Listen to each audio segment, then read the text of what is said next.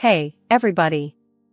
Name's Emma, and if you've got a minute, I've got a tale that's a bit of a roller coaster, one that dives into love, betrayal, and a fight for dignity.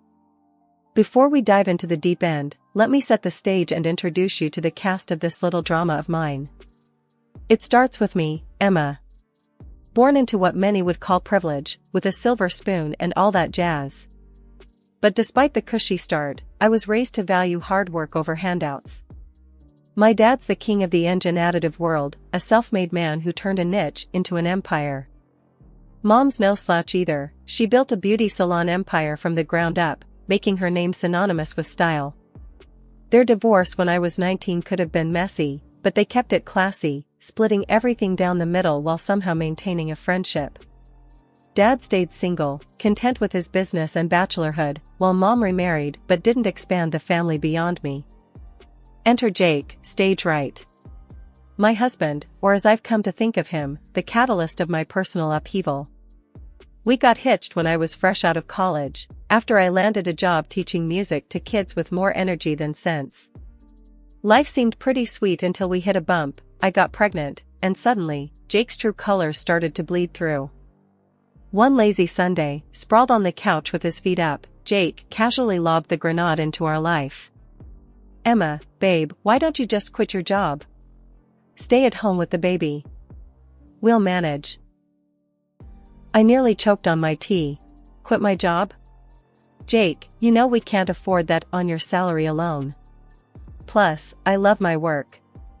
He waved a hand dismissively, a smirk playing on his lips. Come on, Em. It's not like we're ordinary folks. Your dad's loaded. A little help from him, and we're golden. I felt my blood boil. That's not the point, Jake. I'm not tapping into my parents' wealth for our day-to-day. We agreed to live within our means. But Jake wouldn't let it go. Over dinner, in front of his parents no less, he brought it up again. Emma's considering taking some time off work, you know, with the baby coming and all. His mom, Carol, a woman with a sharp tongue and an eye for advantage, jumped in. Oh, that's wonderful. With Emma's family, you two don't have to worry about a thing. I clenched my fork a little tighter, trying to keep my cool. Actually, we haven't decided anything. And we intend to manage on our own, thank you. Jake's dad, Frank, never one to miss a beat, chimed in with a chuckle. Why play the hard way, Emma? A little help from your folks, and you could be living easy. Why waste that opportunity? The conversation spiraled from there, with Jake and his parents painting grand pictures of a life lived on my parents' dime. Every word felt like a betrayal, twisting the knife a bit deeper. They didn't see me, they saw a ticket to an easy life. That night, lying in bed next to Jake, I couldn't shake the feeling of isolation. Jake, do you really think we should be relying on my parents like that? I whispered, hoping for some sign I'd misread the situation. He rolled over, facing me with those eyes that once melted my heart. Emma, it's not about need. It's about what's smart. Your parents can afford it, and we deserve a break. Why not take it? Deserve. That word echoed in my head long after Jake had drifted off to sleep. It was clear we were on different paths, with different values. I lay awake, staring at the ceiling, wondering how I'd missed the signs, and where we went from here. After that first clash with Jake about money and pride, I thought maybe, just maybe, we'd find our way back to the same page. But, oh, was I wrong? Enter the in-laws, stage left, with their own special brand of chaos. Jake's folks weren't exactly the poster children for self-reliance.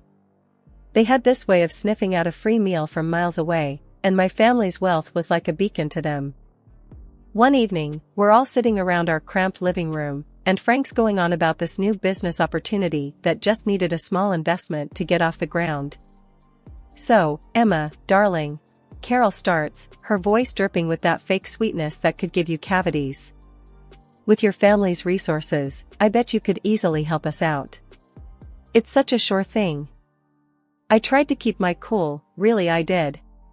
Carol, Frank, I've told you before, we're managing our finances independently. My parents' money isn't part of this equation. But Frank, oh, he's got the persistence of a door-to-door salesman. Come on, Emma. It's not like you'd feel it. What's a few thousand to your dad? He probably spends that on golf in a weekend. The audacity floored me. Here they were, sitting in our home, eating our food, and they had the guts to treat my family's hard-earned money like it was theirs for the taking. Jake tries to play mediator. Maybe they have a point. It's just a loan, right? We could help out family. Family? I nearly choked on the word. Jake, when did we decide it's our job to bankroll your parents' dreams? The room went ice cold. Carol, not one to let a moment of drama go by unexploited, piped up. Well, I never. Here we thought family helped each other out. But if you're going to be stingy. Stingy? Now, I was seeing red. Working for what you have isn't being stingy, Carol. It's called being responsible. Maybe you should try it sometime. Frank tried to smooth things over, but the damage was done. Look, Emma, no need to get upset. We're just talking here. Talking, right. I couldn't hide my sarcasm. Seems like all we ever do is talk about how my family can solve your problems. That night, after they finally left, with Jake apologizing for his parents' misunderstanding, I lay awake, staring at the ceiling. It wasn't just a misunderstanding. It was a full-on invasion of our lives by two people who saw me not as a daughter-in-law, but as a walking, talking ATM. After our little Lily came into this world, life took a turn I didn't quite expect. You'd think the arrival of a grandchild would bring out the best in people, right? Well, not so much with Jake's folks. They showed up at the hospital with what had to be the cheapest onesie from the discount bin. It still had the clearance sticker on it. But when my folks came through with a beautiful hand-knit blanket and some top-notch baby gear, you'd have thought World War III was about to break out in that hospital room. Wow, really laying it on thick, aren't they? Carol quipped, eyeing the gifts with a mix of disdain and envy. Must be nice to just throw money around. Bet they could have just gotten you a house instead of all this fluff. Jake chimed in with a chuckle. Yeah, Mom's got a point, Em. Your folks sure don't hold back. A house might have been more practical, huh? My heart sank.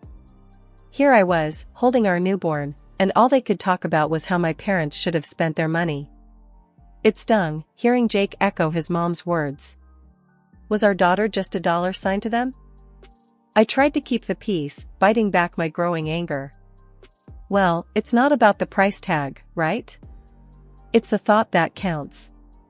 But Frank wasn't about to let it go. Oh, sure. But when you think about it, a nice little investment in property, now, that's a gift that keeps on giving. The ride home from the hospital was tense. Jake tried to smooth things over, saying his parents were just old-fashioned and didn't mean anything by it. But the seed was planted.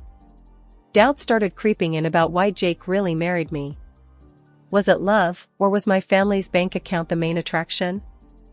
A few weeks later, during one of their unsolicited visits, Carol brought it up again. We were all crammed in our living room, Lily fussing in my arms, and Carol couldn't resist a jab at the new stroller my mom had bought us. Must be nice, having your folks shower Lily with all these expensive toys and gadgets. Though, a contribution to a house fund would have been more useful, don't you think, she said, her voice dripping with that passive-aggressive tone I'd come to dread. Jake, sitting beside his mom, nodded. Actually, babe, we've been talking. Maybe your parents could help us out with a down payment instead of more baby stuff. Makes sense, right? I was floored. Not only were Jake's parents relentless, but now Jake was on board with turning our daughter's birth into a bargaining chip for financial gain. It felt like I was living in some twisted reality where love and family meant less than material wealth. Is that what this is about for you, Jake? Using my parents for money? I couldn't hide the hurt in my voice. I thought we were in this together, for better or worse, not for richer or poorer. Jake looked taken aback, but Carol just sniffed. Well, when your wife's parents are rich, it's only practical to think about these things. After they finally left, I lay awake, staring at the ceiling, Lily asleep beside me. The realization hit me hard. My marriage, my family, it all felt like a transaction to them. And I was the currency. The last few years have been a roller coaster, to say the least. Lily's grown into a fiery little 3-year-old, full of life and laughter. But life threw us some curveballs that I never saw coming. First, it was Mom. The accident was sudden, a shock to all of us. I was drowning in grief, barely keeping it together for Lily. But Jake? His first question wasn't about how I was holding up. No, it was, so, how much are you getting from your mom's will? It felt like a slap in the face. My mom wasn't even cold, and here he was, eyeing her legacy like a vulture. According to Mom's will, I inherited the barbershop chain. I knew nothing about running a business, but Jake was quick to offer his expertise. Babe, let me handle this. You know I've got a knack for business, he said, all confidence and smiles. I was too lost in my grief to argue. So, I let him take the reins, though I made sure the ownership papers stayed in my name. I thought, maybe, just maybe, he could turn things around for us. Then, barely a year later, Dad passed away from a heart attack. Losing both my parents in such a short time broke something in me. I needed Jake more than ever, but all he could talk about was what we'd inherit from Dad. The day after Dad's death, Jake's parents came over. I expected maybe a shred of decency, a moment of respect for my loss. But no, they dove straight into speculations about Dad's wealth. So, Emma, must be a hefty sum coming your way, huh? Frank said, barely able to contain his glee. I saw red. Can you not? For once, just stop talking about money. I shouted, the words exploding out of me like shrapnel. Carol put on her best offended face. Well, I never. We're just concerned about the family's future. No need to be rude. Jake tried to play peacemaker, as always. They're just curious. It's a big deal, you know? A big deal? I echoed, my voice rising. My parents are gone, Jake. And all you and your parents can think about is cashing in? Is that all I am to you? A bank? The room fell silent. The tension was thick enough to cut with a knife. Jake looked at me, then at his parents, and mumbled some half-hearted apology. But the damage was done. I couldn't stand the sight of them, their greed, their complete lack of empathy. Get out, I said, my voice steady, but cold. They left, Carol muttering under her breath, Frank with a scowl. Jake lingered, trying to justify his parents' behavior. But I was done listening. 2 days after my dad died, Jake comes bouncing through the doorway earlier than usual. Babe, I've got awesome news. He beams at me, barely containing his excitement. I've struck a deal to sell the hairdresser chain. Can you believe it? My jaw nearly hit the floor. What? You did what without even asking me? I was fuming, feeling a mix of betrayal and disbelief. Before we could really dive into it, his folks showed up, ready to party like we'd hit the jackpot. They brought in this feast from some fancy restaurant and a bunch of brochures that screamed high roller. Carol was all smiles, waving those brochures in my face. Guess what, honey? We've sold the old condo and put down a deposit on a beach house. We're all moving to the coast. I stared at her, feeling like I was trapped in some bad dream. Hold on. You what? Nobody asked me about moving. I don't want to live by the beach, with all that humidity and the winds? With a kid? Are you out of your mind? Carol just waved off my concerns like I was talking about the weather. Oh, don't you worry about that. We've also booked a cruise. You should come with us. It'll be fabulous. Where's this money coming from? I asked, my patience wearing thin. Well, darling, with your father's passing and the sale of the salons, money's no object now. We're set for life. Think about it, yachts, private jets. We're living the dream. Carol's eyes were practically sparkling with dollar signs. I turned to Jake, utterly dumbfounded. Why are we even talking about selling my mom's business again? And what's this nonsense about being set for life? Babe, it makes sense. Managing both businesses will be too much. We gotta focus on what's more profitable. It's for our future, for our daughter's future. I couldn't believe what I was hearing. The greed, the audacity, it was all too much. Show me the financials for the salon, I demanded. I want to see everything before we make any rash decisions. Jake squirmed, avoiding eye contact.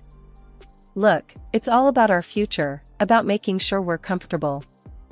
His parents joined the chorus, pressing me to just let go and enjoy the windfall. But looking at them, all I could see were vultures circling. Why the rush to sell the hairdresser shops again? I pressed, needing answers from Tom. Jake shrugged, the picture of faux reason. Look, babe, after your dad's gone, juggling both businesses just doesn't make sense.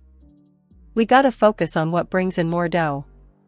The car oil thing is a gold mine, compared to the salons. His folks perked up at this, chiming in with their 2 cents. Darling, think about it. Selling those little shops could give you a life of luxury.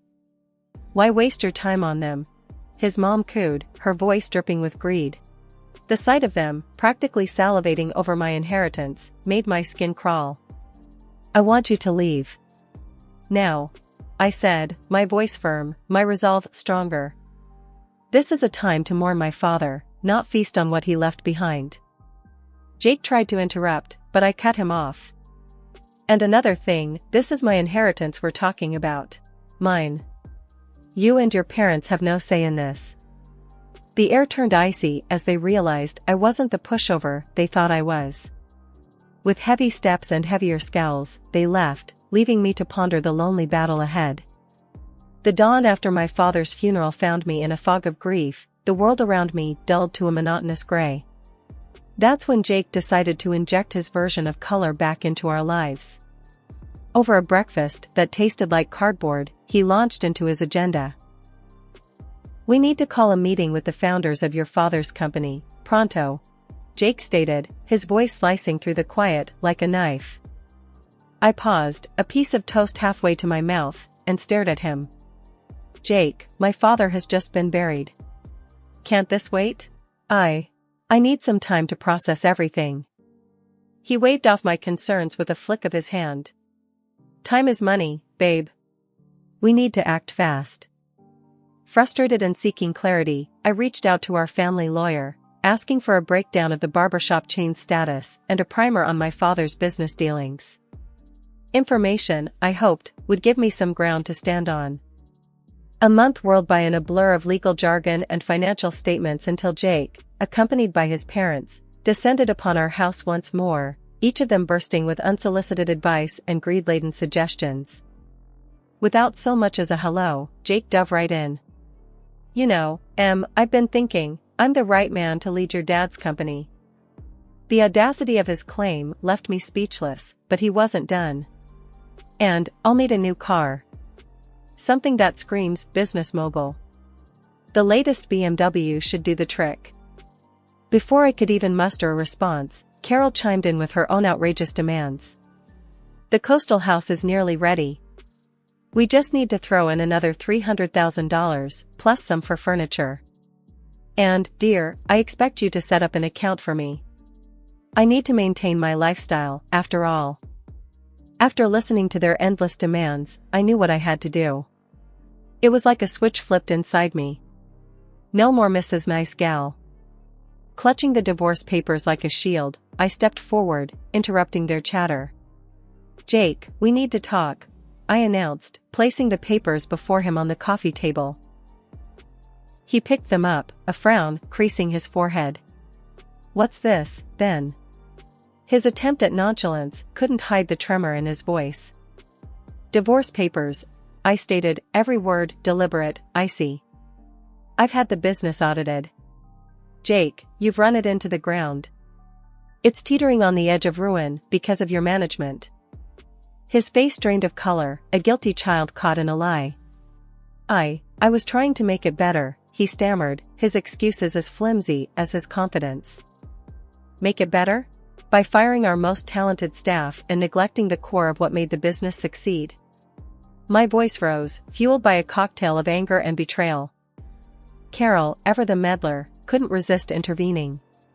Now, dear, let's remember he's entitled to half of everything. Marriage binds assets, after all. I couldn't help but laugh, but there was no joy in it. Nice try. But everything's been in my name since before I made the colossal mistake of marrying your son. He gets nothing from me. The room went silent. They were stunned, their grand schemes shattering around them. And another thing, I added, staring Jake down. You're going to pay back every penny you've cost the business. Every single penny. When the reality of the divorce finally hit Jake, his reaction was to desperately grovel, pleading with me to reconsider. Please, can't we talk about this? There has to be another way, he begged, his voice cracking with desperation. His parents, not to be outdone in the drama department, launched into their own tearful performance.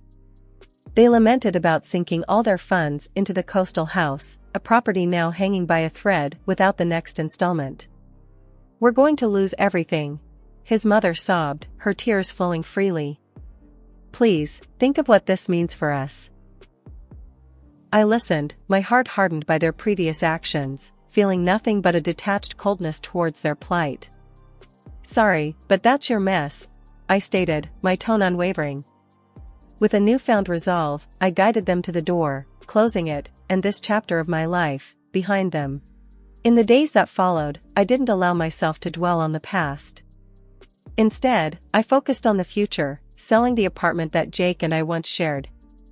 The sale provided just enough for a quaint, welcoming house that promised a new beginning for my daughter and me.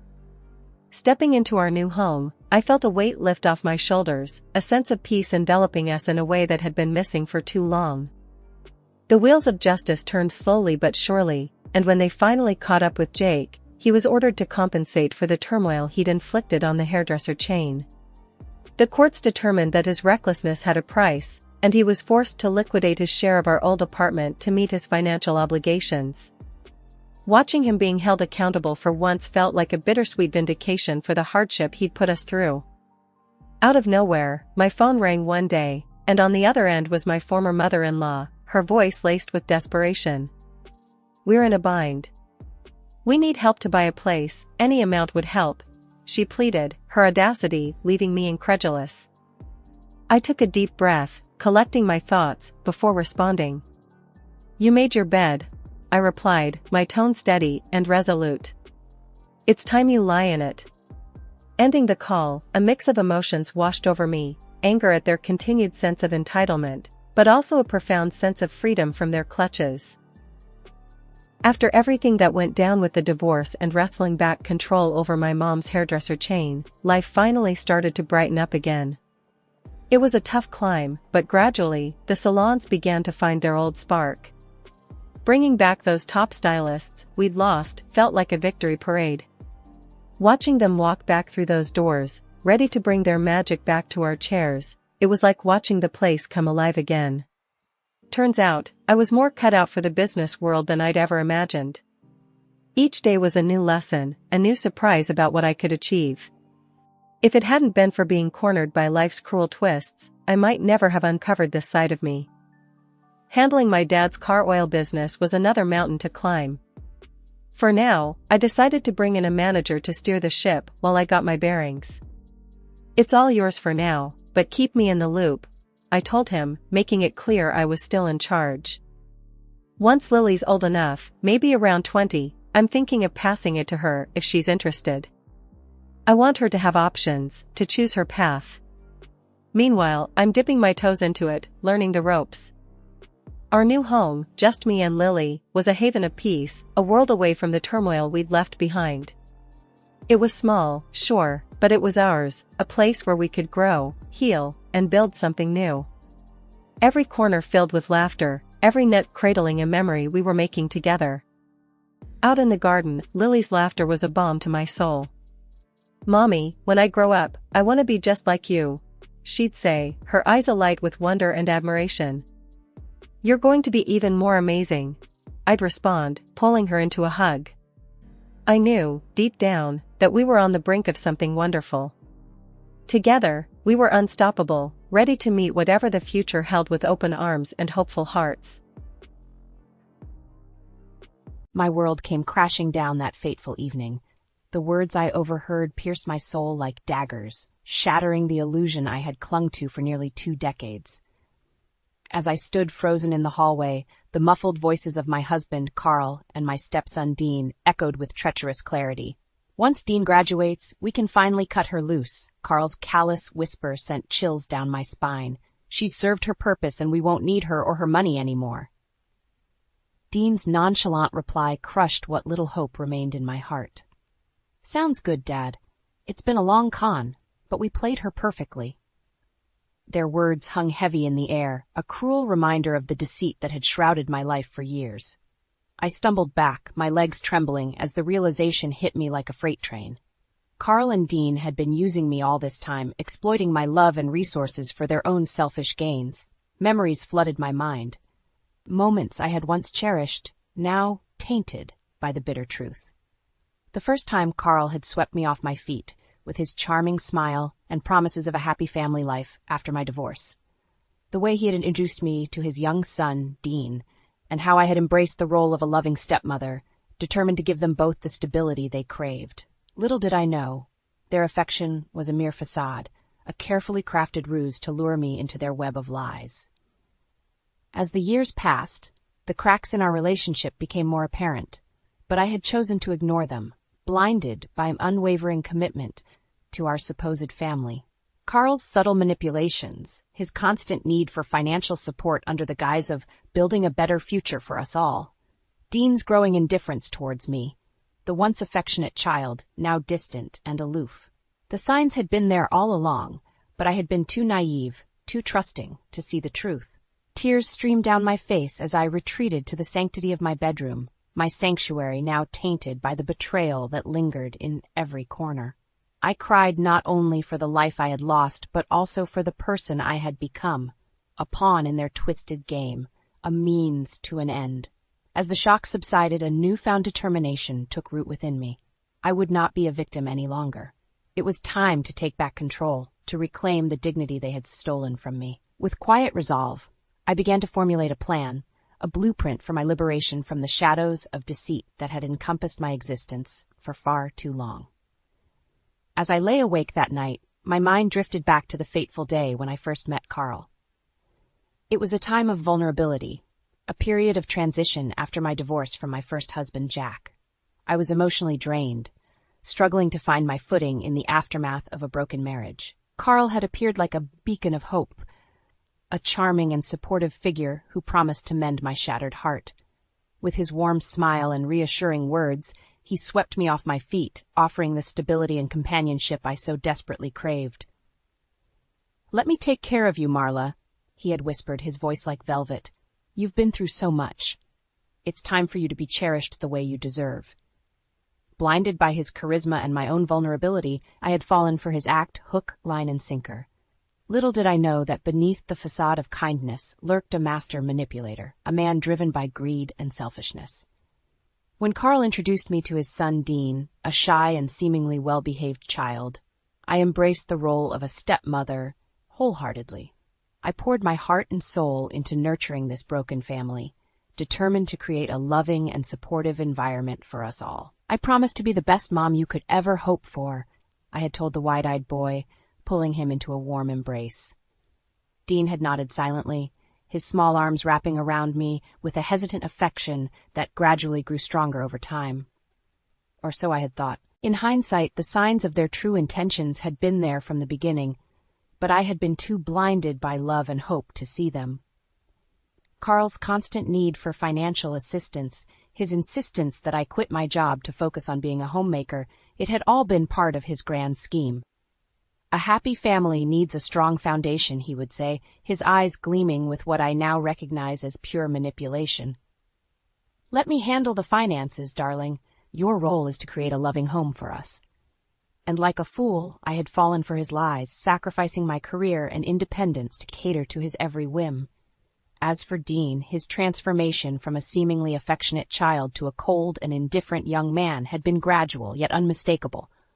The once loving hugs and eager conversations had given way to curt nods and disinterested grunts. "Leave him be," Carl would say whenever I expressed concern. "He's just going through a phase. Boys will be boys."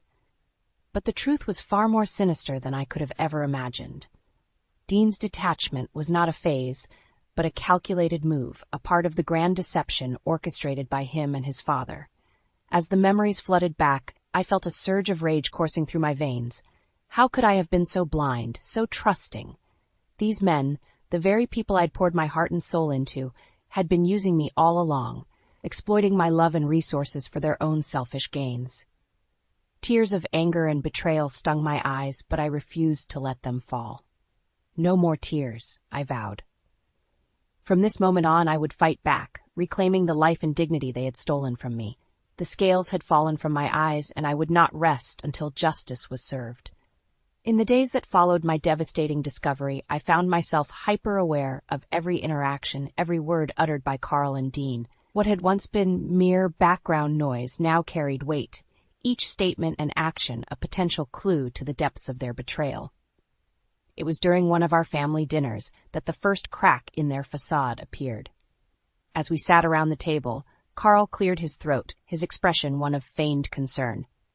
"Marla, dear, I've been meaning to discuss something with you," he began, his tone sickly sweet. "It seems our finances have taken a bit of a hit lately, and I may need to dip into your savings to keep us afloat." My heart sank at his words, but I maintained a calm exterior, determined not to reveal the tempest raging within me. "Of course, honey," I lied, forcing a smile. "Whatever you need to do to keep our family secure." Dean remained silent throughout the exchange, his eyes downcast as he shoveled food into his mouth, seemingly disinterested in the conversation. Little did they know that I had already begun my own investigation, meticulously combing through our financial records and uncovering a trail of deception that stretched back years. Carl's investments and business ventures, all smoke and mirrors, designed to siphon my hard-earned savings into his own pockets. As the days progressed, the instances of their disregard for my well-being became more blatant. Carl would frequently dismiss my concerns with a wave of his hand, while Dean would openly ignore my attempts at conversation, preferring to bury his nose in his phone or disappear into his room for hours on end. "He's just going through a phase," Carl would repeat, his worn-out excuse falling flat against the weight of my newfound skepticism. It was during one of these tense silences that I stumbled upon the final piece of the puzzle, a stack of legal documents, buried beneath a pile of Carl's papers. My heart raced as I pored over the pages, my suspicions confirmed in black and white. Carl had been meticulously manipulating the paperwork, attributing my assets and investments to his name, effectively stripping me of my financial independence and autonomy. It was a calculated move, a slow and steady erosion of my resources, all in preparation for the day when he and Dean would finally cut me loose, as they had so callously put it. In that moment, any lingering doubt I harbored evaporated. These men, the very people I had loved and trusted, were nothing more than parasites, feeding off my generosity and love for their own selfish gains. As I clutched the damning documents in my trembling hands, a newfound resolve took root within me. I would no longer be a victim, cowering in the shadows of their deceit. It was time to take action, to reclaim what was rightfully mine, and exact a fitting retribution upon those who had so cruelly betrayed me. With steely determination, I began to document every encounter, every conversation, and every financial transaction. I would build an ironclad case against them, leaving no room for doubt or denial. And when the time was right, I would strike, unleashing the full force of my fury upon these traitors who had dared to call themselves family. With each passing day, the emotional and financial strain of living under the same roof as my deceivers grew more oppressive. Carl's demands for money became increasingly frequent, his excuses more flimsy and transparent. "Business has been slow, sweetheart," he would say, his hand resting on my shoulder in a mockery of affection. "I need to dip into our savings again to keep things afloat." I would nod silently, my jaw clenched, as I watched him siphon away my hard-earned nest egg, feeding his insatiable greed with callous disregard for the future I had envisioned for myself. Dean, for his part, remained aloof and indifferent, his nose perpetually buried in his phone or his attention focused on his studies. It was as if he had already written me off, discarding me like a used toy in anticipation of the day when I would no longer serve his purposes. It was during one of these tense encounters that I made a decision that would set in motion a chain of events from which there would be no turning back. Quietly, without arousing suspicion, I sought out legal counsel, determined to understand my rights and options. The lawyer's name was Jacob, a sharp-eyed man in his late 40s with a no-nonsense demeanor that instantly put me at ease. As I poured out the sordid details of my situation, his expression remained impassive, though a flicker of sympathy crossed his features. "What you're describing is financial abuse, plain and simple," he said, his voice low and grave. "But you have options, Mrs. Carter. We can help you reclaim what's rightfully yours and protect your interests moving forward." With Jacob's guidance, I began to meticulously document every encounter, every conversation, and every financial transaction. I installed hidden cameras and voice recorders, capturing the evidence I needed to build an ironclad case against Carl and Dean. The process was emotionally draining, but I persevered, fueled by a burning desire for justice and retribution. I would no longer be the meek, trusting fool they had taken me for. I was a woman reborn, a phoenix rising from the ashes of their deceit. As the weeks ticked by, the tension in our household became palpable, a suffocating miasma of distrust and resentment. Carl grew increasingly agitated by my newfound distance, his once smooth facade cracking under the weight of his own paranoia. "What's gotten into you lately, Marla?" he would demand, his eyes narrowed with suspicion. "You've been acting strange, distant." I would simply shrug, offering a placating smile that concealed the fury simmering beneath the surface. "Just tired, that's all," I would lie, relishing the flicker of doubt that crossed his features. Dean, too, began to take notice of the shift in our dynamic, his brow furrowed in confusion as he observed the subtle power struggle unfolding before his eyes. Little did they know that with each passing day, I was inching closer to my goal. The day when I would finally break free from their toxic grip and reclaim the life they had so callously stolen from me. As the countdown to Dean's college graduation loomed ever closer, I knew my window of opportunity was rapidly shrinking. It was time to finalize my exit strategy, to gather my resources and prepare for the final act of this sordid drama. And when the curtain fell, there would be no encore, only the sweet, sweet taste of justice and retribution. In the days leading up to Dean's college graduation, the atmosphere in our home grew increasingly tense, a suffocating cloud of unspoken resentment and suspicion hanging over our every interaction. Carl's demands for money became more insistent, his excuses more flimsy and transparent with each passing day. "Business is really struggling, dear," he would say, his hand resting on my shoulder in a mockery of affection. "I need to dip into our savings again to keep things afloat." I would nod silently, my jaw clenched as I watched him siphon away my hard-earned nest egg, feeding his insatiable greed with callous disregard for the future I had once envisioned for myself. Dean, for his part, remained aloof and indifferent, his nose perpetually buried in his phone or his attention focused on his studies. It was as if he had already written me off, discarding me like a used toy in anticipation of the day when I would no longer serve his purposes. Yet, beneath my calm exterior, a storm was brewing, a tempest of rage and determination that had been steadily building since the moment I discovered their treachery. With each passing day, I grew more resolute, more focused on the endgame that had consumed my every waking thought. I maintained a facade of ignorance, attending to the daily routines and chores that had once defined my existence, all the while secretly finalizing my escape plan. Piece by piece, I gathered the evidence, the resources, and the fortitude I would need to break free from their toxic grip once and for all. As the date of Dean's graduation drew ever closer, I could sense Carl's excitement growing, his eyes alight with a gleam of smug satisfaction that made my skin crawl. In his mind, the finish line was in sight, The day when he and his son would finally be rid of me, free to bask in the spoils of their deceit without the burden of my presence. Little did he know that I had been one step ahead all along, carefully laying the groundwork for his downfall with each calculated move. The night before the graduation ceremony, I lay awake in bed, my mind racing with the weight of the decisions I had made. There would be no turning back from this point, no chance for reconciliation or forgiveness. I was about to burn bridges that had once been the foundation of my life, severing ties with the men who had so callously betrayed me. Yet as I gazed at Carl's sleeping form beside me, I felt no regret, no pangs of sentimentality or nostalgia. The man I had once loved was long gone, replaced by a hollow shell of greed and manipulation that had stripped me of my dignity and self-worth. As the first rays of dawn filtered through the curtains, I rose from the bed, my movements silent and purposeful. This was it, the moment I had been waiting for, the culmination of months of careful planning and unwavering determination. With a steely resolve, I gathered my belongings, my heart pounding with a mixture of fear and exhilaration. This was not a retreat, but a calculated strike, a surgical strike that would leave my tormentors reeling in the wake of my departure.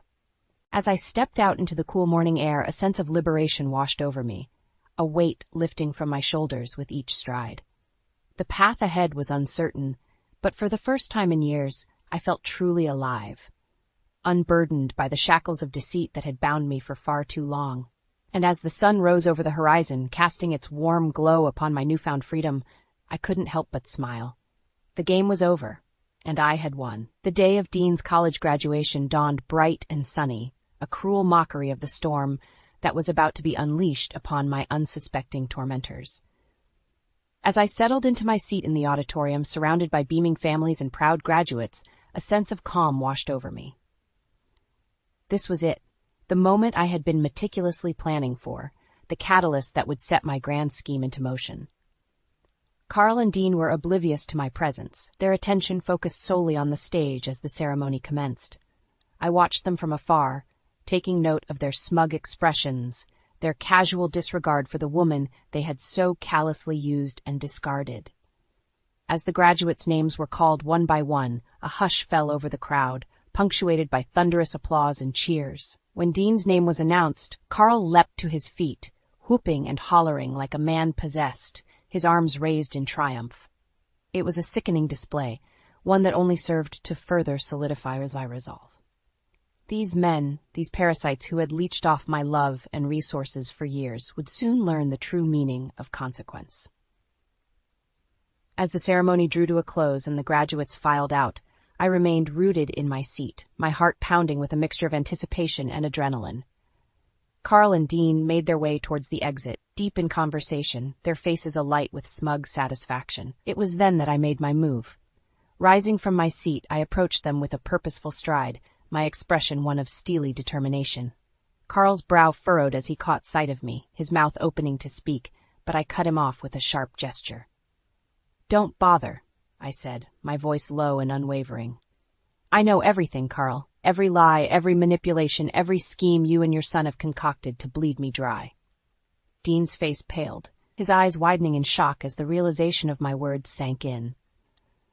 Carl, ever the practiced liar, attempted to brush off my accusation with a dismissive chuckle.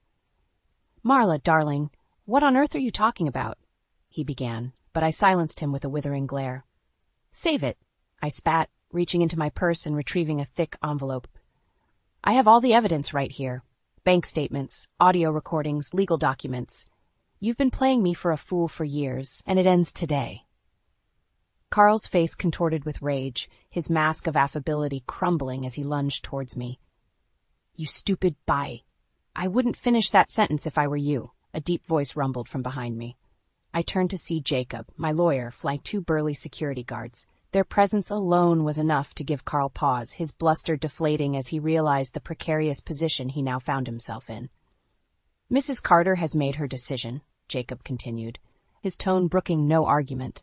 "She's separating her assets from yours, effective immediately. Any attempt to contest it or retaliate will be met with swift legal action." Carl opened his mouth to protest, but the words died on his lips as he took in the severity of the situation. He was trapped, ensnared in the very web of deceit he had so carefully woven over the years. With a resigned slump of his shoulders, he turned to me, his eyes burning with impotent fury. "You'll regret this, Marla," he hissed. "Mark my words." But his threats fell on deaf ears. I had already won, and there was nothing he could do to stop the wheels of justice from turning. As I walked away, leaving Carl and Dean to stew in the wreckage of their own making, a sense of liberation washed over me. The shackles of their deceit had finally been broken, and I was free to reclaim the life and dignity they had stolen from me. And as the warm sun caressed my face, I couldn't help but smile. Justice, at long last, had been served. The days following my public confrontation with Carl and Dean were a whirlwind of activity. No sooner had I walked away from the graduation ceremony, leaving them sputtering in impotent rage, than the true weight of my actions began to sink in. I had burned the bridge, torched the very foundation upon which my life had been built for nearly 2 decades. There was no going back, no chance for reconciliation or forgiveness. I had exposed the ugly truth of their betrayal, and in doing so, set into motion a chain of events that would forever alter the course of our lives. It was late that evening when my phone rang, the familiar number flashing on the screen like a harbinger of the storm to come. With a steadying breath, I answered, steeling myself for the onslaught. "You've made a grave mistake, Marla." Carl's voice crackled through the receiver, laced with a barely contained fury that sent a shiver down my spine. "Did you really think you could just walk away like that, after everything we've built together?" I scoffed at his words, my resolve unwavering. "We built nothing, Carl. It was all a lie, a carefully constructed facade designed to bleed me dry. But the game is over now, and I've won." His response was a guttural growl, a primal sound that betrayed the depths of his rage. "You think you've won? You stupid, naive woman. You have no idea what you've done, what you've cost me and my son." I could picture him pacing like a caged animal, his knuckles white with the strain of gripping the phone. "I'll make you pay for this, Marla. Mark my words, I'll make your life a living hell." A bitter laugh escaped my lips, the sound foreign and unfamiliar even to my own ears. "Is that a threat, Carl? Because if it is, you'd better be prepared to back it up. I have a team of lawyers and enough evidence to bury you and your precious son for what you've done." There was a moment of silence, a pregnant pause that hung heavy between us. Then a low chuckle, dripping with disdain. "You really think you've got it all figured out, don't you? Well, let me tell you something, sweetheart. This isn't over. Not by a long shot. You may have won the battle, but the war has just begun." With that ominous declaration, the line went dead, leaving me to ponder the weight of his words. Was it merely a hollow threat, the desperate bluster of a man backed into a corner? Or was there truth to his vow, a promise of retaliation that would haunt my every step? In that moment, I realized that my journey was far from over. The road ahead would be fraught with challenges, with battles to be fought and demons to be faced. But I was no longer the meek, trusting woman who had been so easily manipulated and exploited. I was a warrior, forged in the fires of betrayal and tempered by the hard-won lessons of life. And as I set about the task of rebuilding my life from the ashes of their lies, I vowed to face whatever came my way with the same steely resolve that had carried me this far. The first order of business was to sever the remaining ties that bound me to Carl and Dean, to excise their toxic influence from every corner of my existence. I reached out to mutual friends and family members, laying bare the sordid truth of their schemes and the depths of their deceit. The reactions were a mixed bag. Some expressed shock and disbelief, while others admitted to harboring suspicions all along. But one thing was clear. The facade had been shattered, and Carl and Dean were left exposed, their true natures laid bare for all to see. As word spread like wildfire through our once tightly knit social circle, the backlash was swift and severe. Friendships were severed, invitations rescinded, and the once respected father and son found themselves ostracized, cast out from the very community they had sought to exploit. It was a harsh punishment, but one that paled in comparison to the pain and suffering they had inflicted upon me. As I watched their world crumble around them, a sense of vindication washed over me, a heady cocktail of relief and triumph that left me feeling both empowered and humbled. For in the end, justice had been served, not by my hand alone, but by the collective weight of truth and consequence. And as I turned my gaze towards the future, a future free from the shackles of their deceit, I knew that no matter what challenges lay ahead, I would face them head-on, unbowed and unbroken. The months that followed my escape from Carl and Dean's clutches were a whirlwind of change and self-discovery. With their toxic influence finally excised from my life, I found myself embarking on a journey of rebirth, shedding the shackles of my past like a snake shedding its skin.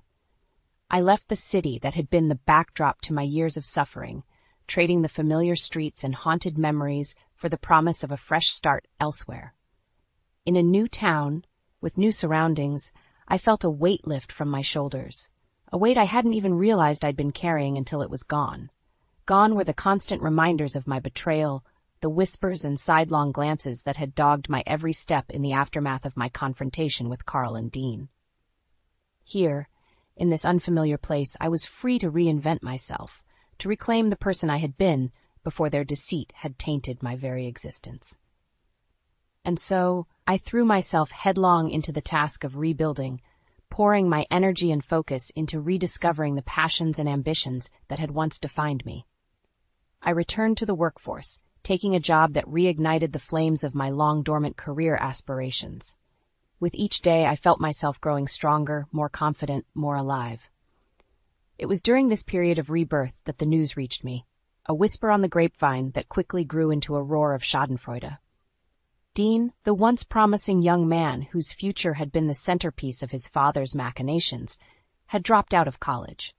The reasons were murky, but the underlying truth was clear. Without my financial support, without the steady stream of resources they had so callously exploited, their grand plans had crumbled to dust. The very future they had sought to secure through deceit and manipulation had slipped through their grasping fingers, undone by their own greed and hubris. As for Carl, the once charming manipulator found himself a pariah, shunned and ostracized by the very social circles he had once moved through with such ease.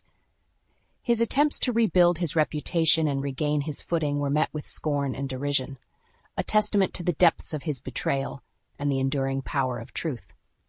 In the wake of their downfall, a part of me felt a twinge of satisfaction, a vindictive pleasure in witnessing the karmic consequences of their actions. But that fleeting sense of triumph was quickly overshadowed by a deeper, more profound realization. I was free. Free from the shackles of their deceit, free from the weight of their lies, and free to chart my own course, unencumbered by the baggage of the past. It was a heady, intoxicating feeling, one that filled me with a sense of possibility and potential that I had long since forgotten. As the months turned into years, the details of my ordeal began to fade, the sharp edges of pain and betrayal softening into the hazy recollections of a life left behind. Carl, once the center of my universe, became little more than a footnote in the grand narrative of my existence, a cautionary tale, a reminder of the depths to which the human heart can sink when consumed by greed and selfishness. And yet, even as the scars of his treachery faded, I found myself forever changed by the experience, tempered by the fires of adversity and forged into a stronger, more resilient version of myself. The woman who had once been so easily manipulated and exploited was gone, replaced by a warrior, a survivor who had stared into the abyss of deceit and emerged victorious, her dignity and self-worth intact. As I looked back on the winding path that had brought me to this point, I felt a swell of pride and gratitude, pride in my own strength and resilience, and gratitude for the hard-won lessons that had shaped me into the woman I had become. And as I turned my gaze towards the future, a future brimming with possibility and promise, I couldn't help but smile.